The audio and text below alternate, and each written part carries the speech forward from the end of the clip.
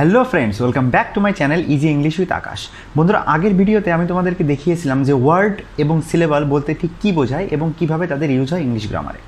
ভিডিওটি যদি এখনও তোমরা না দেখে থাকো তাহলে ডিসক্রিপশনে দেওয়া লিঙ্ক থেকে এখনই চেক আউট করে আসতে পারো। আজকে তোমাদেরকে আমি শেখাবো যে ইংলিশে একটি সেন্টেন্স তৈরি করতে গেলে পার্টস অফ স্পিচ কী জন্য প্রয়োজন হয় বা পার্টস অফ স্পিচ কাকে বলে, কত প্রকার এবং কী কী। তো ভিডিওটি শেষ পর্যন্ত দেখতে থাকো এবং চ্যানেলে নতুন হলে চ্যানেলটি সাবস্ক্রাইব করে দিও।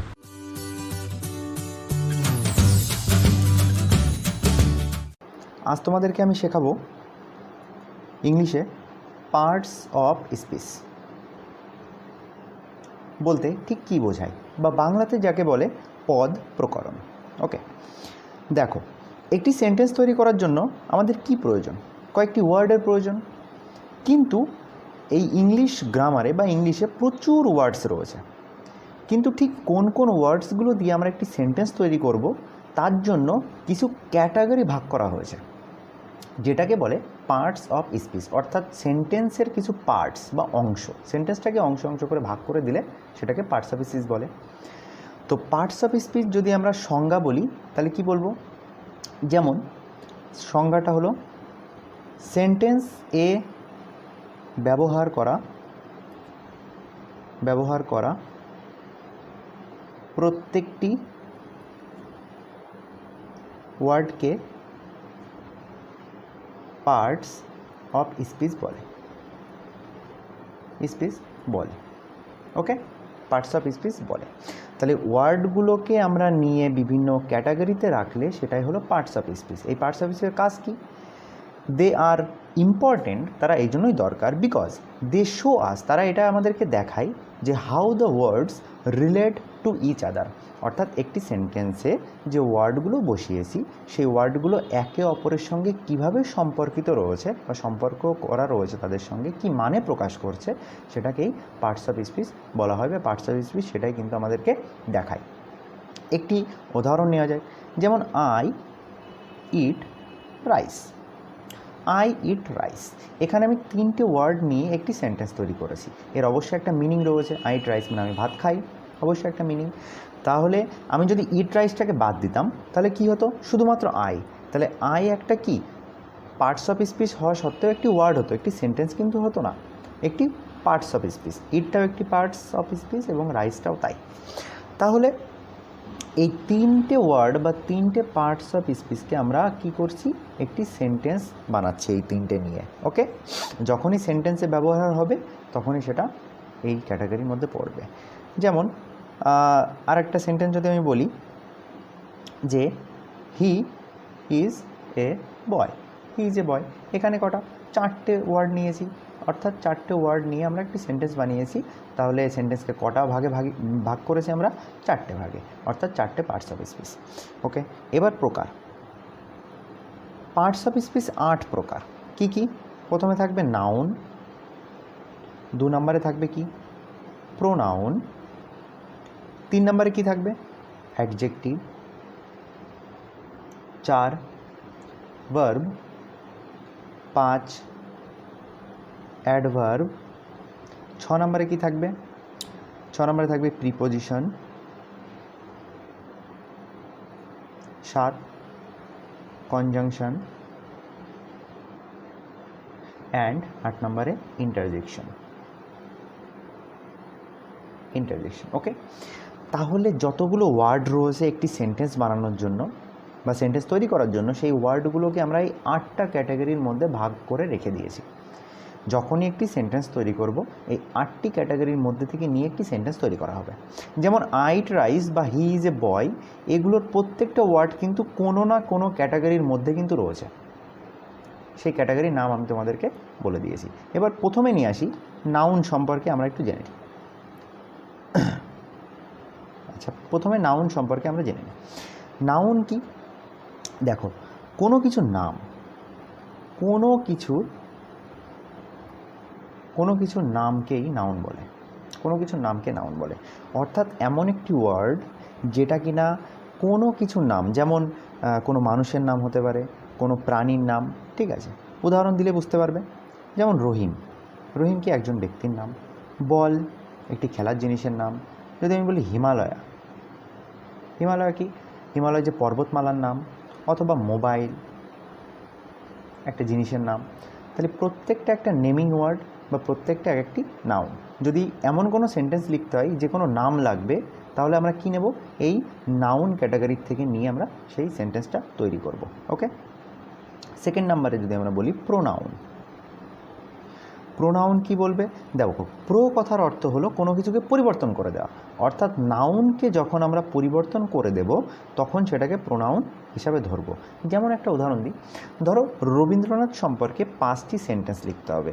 রবীন্দ্রনাথ কত সালে নোবেল পুরস্কার পায়, এমন ধরো আমি লিখছি রবীন্দ্রনাথ ইজ অ্যাওয়ার্ডেড নোবেল পুরস্কার 1913, রবীন্দ্রনাথ আমাদের জনগণমন লিখেছেন, রবীন্দ্রনাথ ঠাকুর এখানে বাস করতেন, রবীন্দ্রনাথ ঠাকুর এটা করতেন।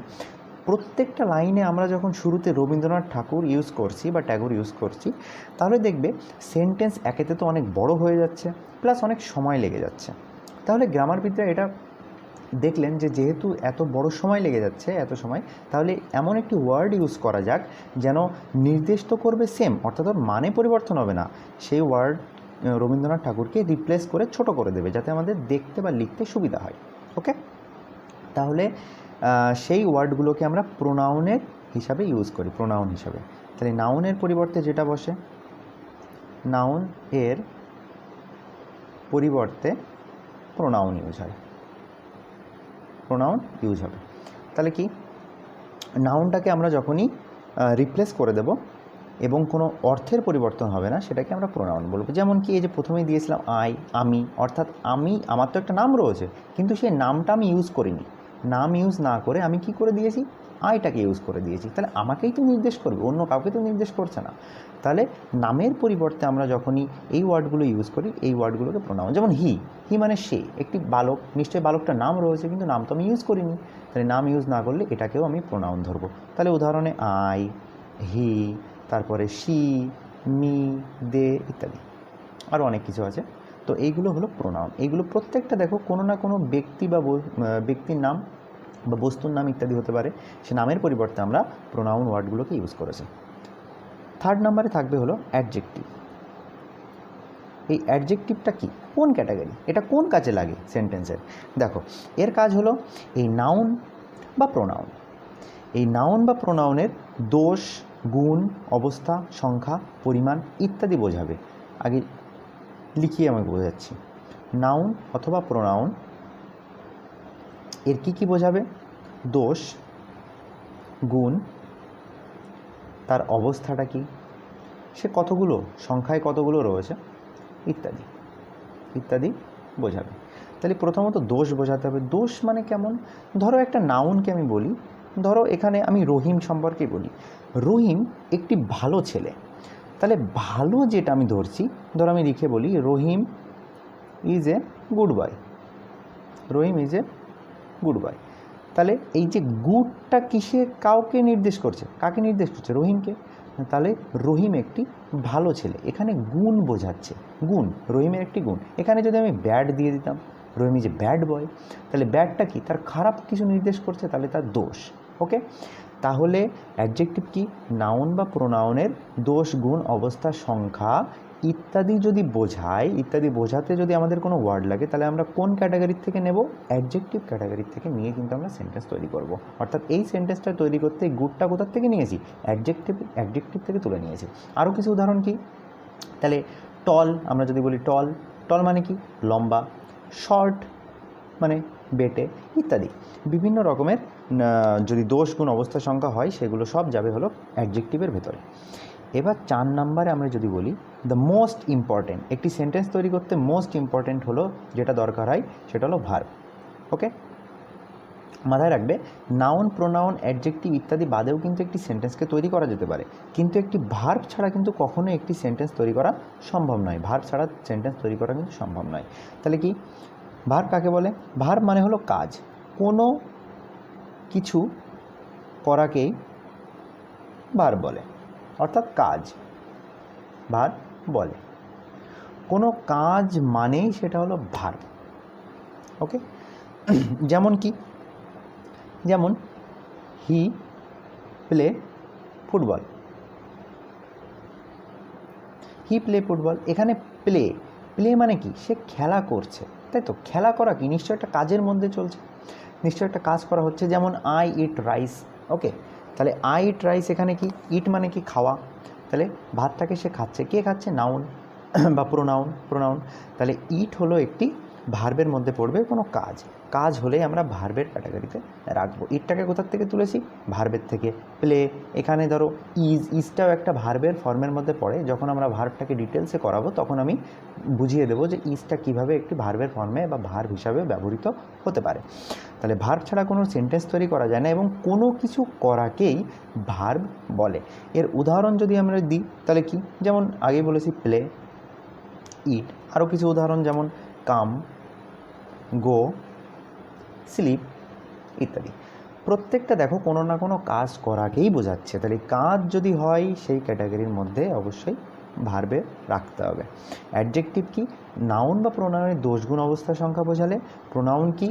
নাউনের পরিবর্তে অর্থাৎ সেন্টেন্সটাকে ছোট করার জন্য আমরা নাউনটাকে রিপ্লেস করে প্রোনাউন ইউজ করি। এবং নাউন কি? যে কোনো কিছু, পৃথিবীতে যা কিছু নাম আছে প্রত্যেকটি ওয়ার্ড হলো একটি নেমিং ওয়ার্ড বা নাউন ওয়ার্ড। আশা করি এই 4টে ক্যাটাগরিকে তোমরা বুঝতে পেরেছো। এবার নেক্সট ভিডিওতে আমি অ্যাডভার্ব, প্রিপোজিশন, কনজাংশন এবং ইন্টারজেকশন সম্পর্কে এক্সট্রা কিছু ধারণা দেওয়ার। আশা করি এই 4টে ক্যাটাগরিকে তোমরা বুঝতে পেরেছো। এবার নেক্সট ভিডিওতে আমি অ্যাডভার্ব, প্রিপোজিশন, কনজাংশন এবং ইন্টারজেকশন সম্পর্কে এক্সট্রা কিছু ধারণা দেওয়ার চেষ্টা করব। তো আজকের মতো এটুকুই বন্ধুরা। আশা করি আমার ভিডিওটা থেকে কিছু না কিছু শিখতে পেরেছো। যদি তোমাদের কোনো কোশ্চেন থাকে তাহলে আমাকে অবশ্যই কমেন্ট বক্সে জানিও, আমি রিপ্লাই দেওয়ার চেষ্টা করব। তো দেখা হচ্ছে পরের ভিডিওতে। Till then, take care of you and your family.